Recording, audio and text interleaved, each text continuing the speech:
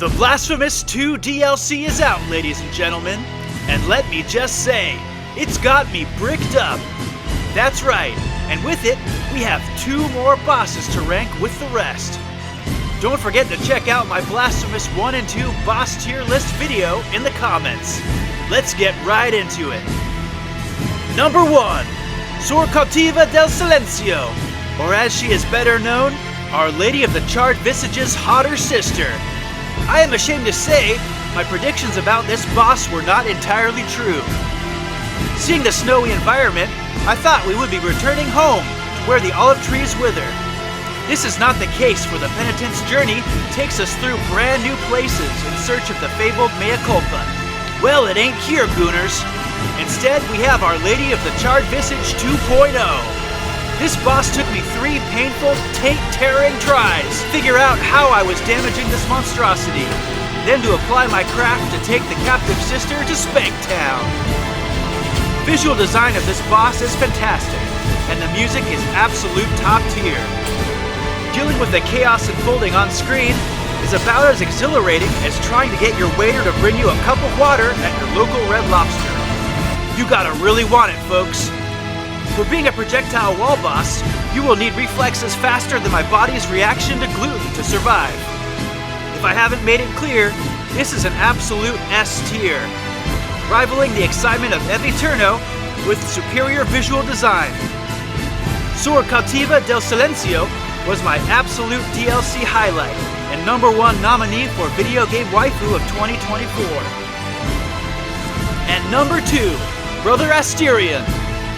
This Eviterno wannabe, corpse-wielding degenerate with respawn powers reminded me what it feels like to be a man.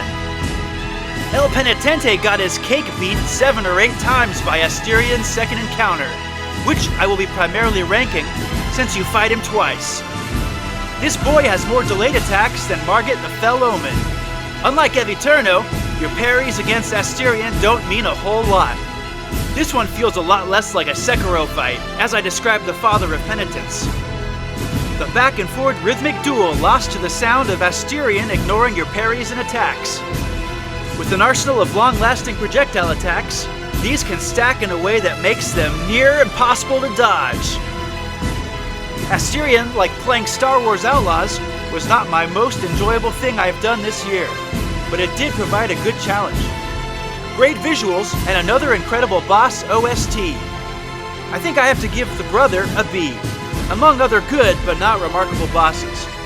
Well folks, the Mea Culpa DLC was quite a ride, with some wild platforming, great new enemies, and some wonderful additions to our already stacked boss roster. Still couldn't believe how dirty the Game Kitchen did Annunciata. Seemed hardly a fair trade to lose our guide in exchange for a weapon I would hardly use. Seriously, I stuck with my trusty Rego al Alba for almost the whole game. Some of my predictions for the DLC came true, however, as the place we find Chrysanta certainly seems to be the realm of the Black Gates, which Radames, Orospina, and Lesmes all describe once they die. We are given the chance to deliver Chrysanta from that place, the woman who massacred the Penitent One's home and people in the beginning of Blasphemous 1. El Penitente, the ultimate act of forgiveness to Chrysanta, and giving her his spot in heaven. The story of Blasphemous is amazing. I love the characters, world, and mythos. I was legitimately sad to see Annunciata sacrifice herself. Though this DLC was really enjoyable, I will say it felt short and perhaps uninspired in some of the environments, lacking the visual, disturbing, blasphemous design. Mea Culpa as a whole, I would rank an A tier, a great entry in one of my favorite game series of all time, but not quite reaching the heights of a masterpiece like the old Hunters. Well folks, that's all for now. I hope you enjoyed this video. Please post your rankings of these bosses and check out my massive throbbing ranking of all the Blasphemous 1 and 2 bosses. Until next time!